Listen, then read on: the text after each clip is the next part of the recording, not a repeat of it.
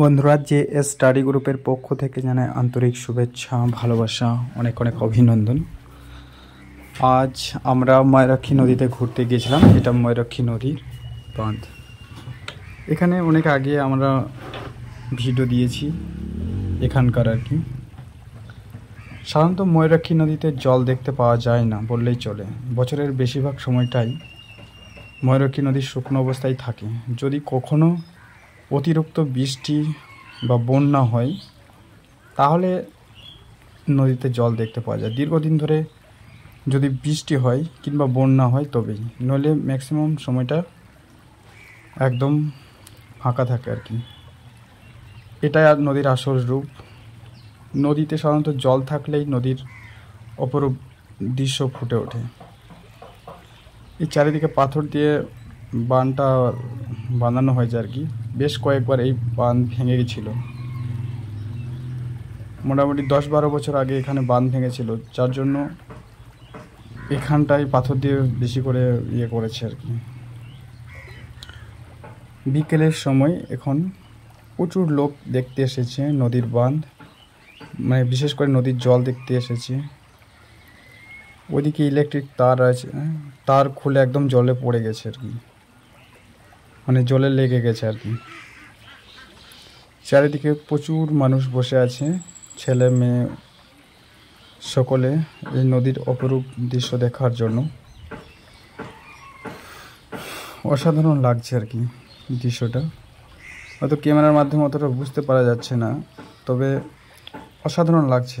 অনেকটা জল উঠে গেছে আর কি, মানে প্রায় বাঁধে ঠেকবো এরকম হয়ে গেছে জল। দেখুন অপরূপ দৃশ্যটা।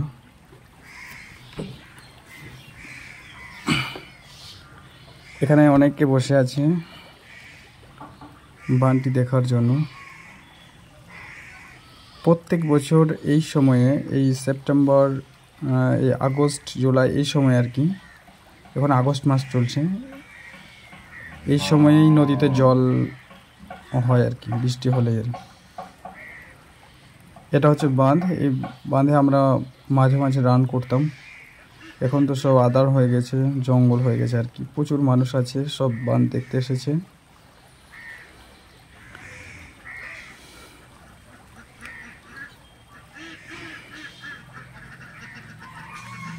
আমরা বাঁধে বাঁধে যাচ্ছি।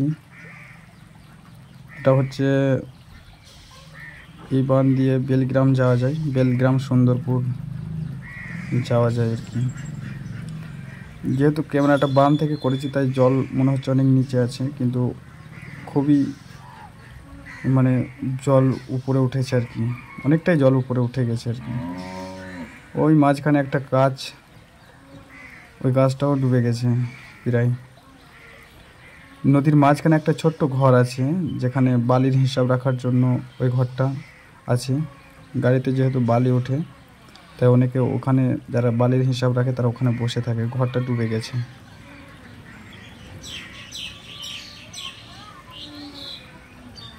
এই যে আমার বন্ধু প্রসেনজিৎ তো দাঁড়িয়ে আছে।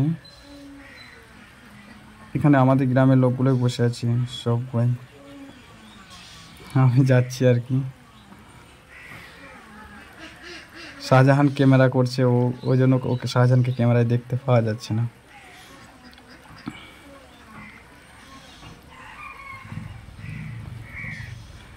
ও আমাকে জিজ্ঞেস করছে প্রসেন, যে আমি নাকি সাঁতার কেটে এই পার থেকে ওপার যেতে পারবো কিনা। তো আমি কেন, ওখানে কেউই এই পার থেকে ওপার যেতে পারবে না, যেহেতু নৌকাই চলছে না। মানে জল এতটাই এসেছে যে নৌকা চালানো বন্ধ করে দিয়েছে। আর নদীটা অনেকটাই চওড়া, বিশেষ করে ময়ূরাক্ষী নদীর এই আমাদের পাঁচতবি ঘাটের এখানটা বাঁধ অনেকটাই বড়।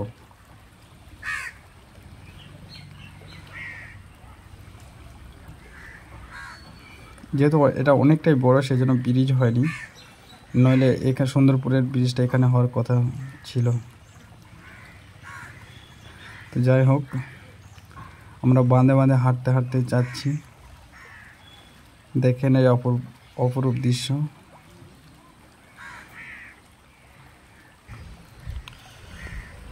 এই সমস্ত দৃশ্য দেখে একটা কথা, কবিতার কথা মনে পড়ছে।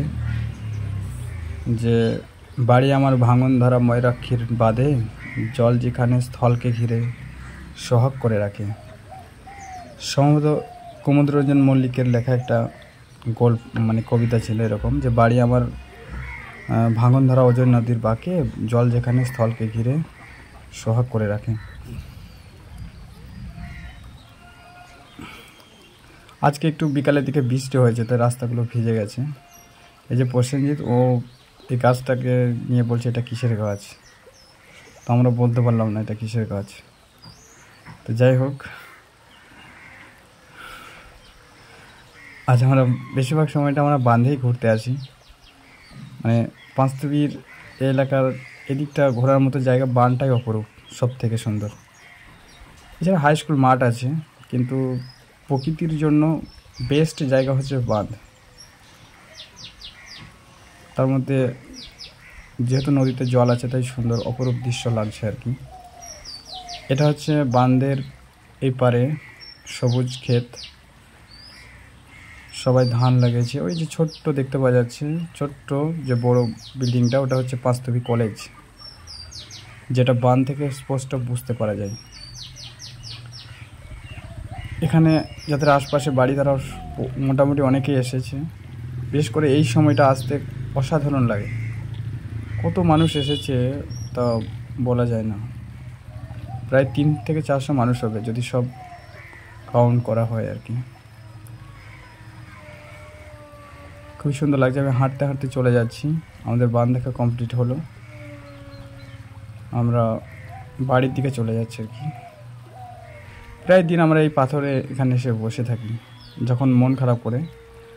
একটা প্রকৃতির সৌন্দর্য এখানে এলে আমরা মুগ্ধ পাই আর কি। যে প্রকৃতি, গ্রাম বাংলার যে সৌন্দর্য, এখানে এলেই সেটা প্রকাশিত হয়। অসাধারণ লাগছে। এই তো আমরা বাঁধ থেকে চলে যাচ্ছি একদম বাড়ির দিকে আর কি, চলে যাব। তো যাই হোক, সকলকে ধন্যবাদ আমাদের ভিডিওগুলি দেখার জন্য।